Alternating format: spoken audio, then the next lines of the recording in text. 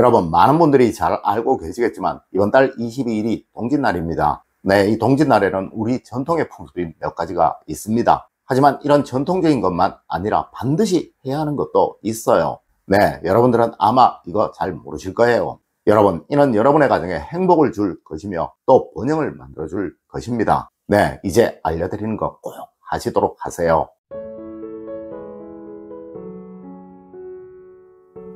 여러분 안녕하세요, 이정재입니다. 여러분, 1년 중에 음기가 가장 강한 날이 바로 동짓날입니다. 하여 과거부터 이날은 자시가 되지 않아도 귀신이 돌아다닌다 라는 말을 할 만큼 이날은 음기가 아주 강한 날이라는 것이죠.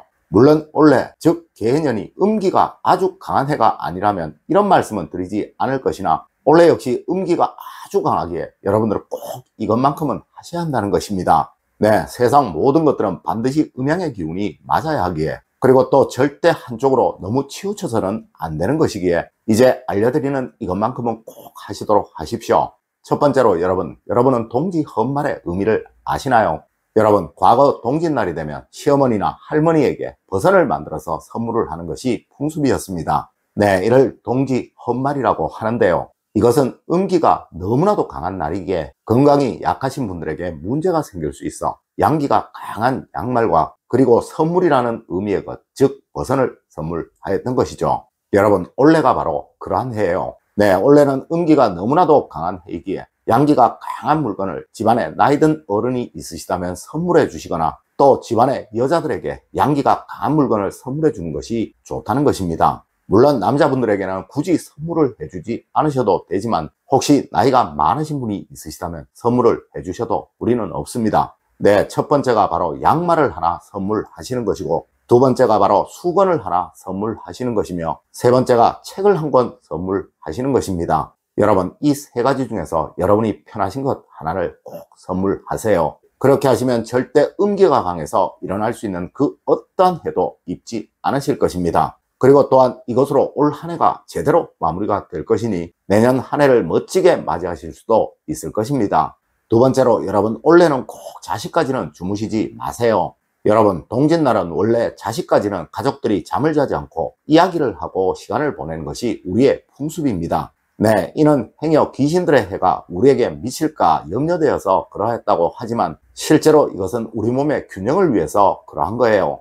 여러분, 음기가 극에 달하면 양기가 생겨나게 되니 이 기운은 새로운 복의 기운이고 번영의 기운이라 이 기운을 제대로 얻게 되면 다가오는 한 해가 최고의 한 해가 될 수 있기에 그러했다는 것이죠. 그리고 올해는 앞서 말씀을 드렸듯이 음기가 아주 강한 해이기에 더욱더 강한 양기가 생성될 수 있다는 것입니다. 여러분, 이 음기가 가장 강해지는 시간이 바로 자시, 즉 밤 11시 30분경입니다. 네, 가장 강한 음기를 직접 받으시고 이로 인해 내년 한 해 최고의 양기를 발휘하시도록 하세요. 네, 그렇게 하시면 여러분의 내년 한 해는 정말 복될 것입니다. 세 번째로 여러분, 이날은 꼭 양치를 하고 주무세요. 여러분, 과거 동짓날이면 어김없이 했던 것이 있습니다. 아마 여러분들도 많이 해보셨을 것이며 또 지금도 간혹 하고 있을 거예요. 네, 바로 동지 부름을 깨는 것이죠.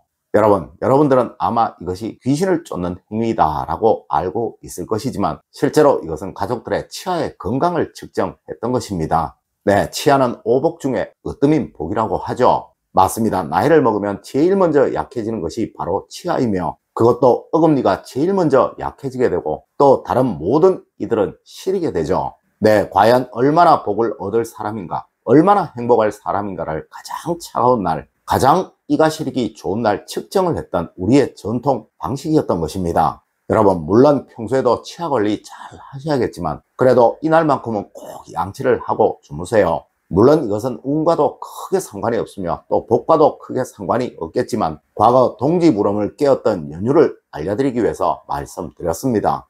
네 번째로 여러분, 동지 다음 날은 절대 늦잠 자면 안 됩니다.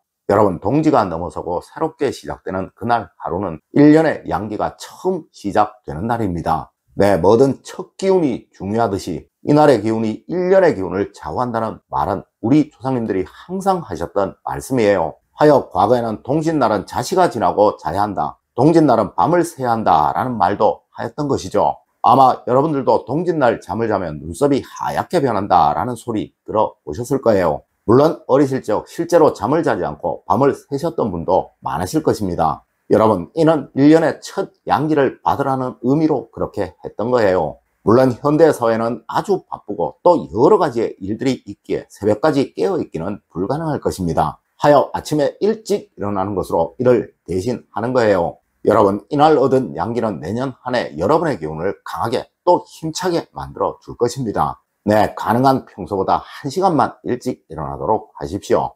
다섯 번째로, 여러분, 올 동지에는 꼭 이것을 드셔야 합니다. 여러분, 우리 사주학에서는 2월 4일 입춘이 되어야 한 해가 시작이 된다라고 말을 하지만 우리 풍수학에서는 동짓날이 지나면서부터 양기가 살아나게 되어 한 해가 시작이 되는 것이다 라고 말을 한다는 것이죠. 하여 동짓날은 반드시 강한 양기를 상징하는 팥죽을 먹거나 또 오곡밥, 찰밥을 먹어야 한다고 말을 하는 것입니다. 네, 여러분들도 이거 꼭 드시죠. 하지만 여러분, 평소에는 팥죽을 드셔도 되고 찰밥을 드셔도 되지만 올해는 동지가 음력으로 10일입니다. 여러분, 동지가 음력으로 10일 이내에 있으면 이날을 애기동지라고 하여 반드시 먹어야 하는 것이 찰밥이다 라고 말을 하고 있다는 거예요. 특히 올해는 음기가 아주 강한 해였으며 또 애기동지도 겹치는 한 해이라 팥죽만으로 이 강한 음기를 감당하기에는 부족하다는 것입니다. 여러분, 하여 이날은 꼭 찰밥을 드시도록 하세요. 네, 이는 여러분에게 강한 양기를 생성해 줄 것이며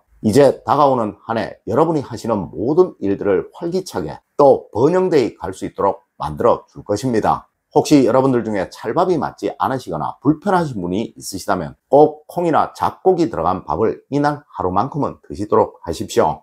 여섯 번째로, 여러분, 이 외에 다른 모든 것들은 다 따르지 않으셔도 상관이 없습니다. 여러분, 간혹 동지 다음날 아침에 현관에 아니면 집 밖 기둥에 팥죽을 바르라느니 또 사무실에서 회사에서 어디에 팥죽을 바르라느니 또 묻으라느니 하는 이야기들 많이 합니다. 물론 그 외에도 팥을 어디에 두라느니 어디에 묻으라느니 하는 이야기들 참 많이 하죠.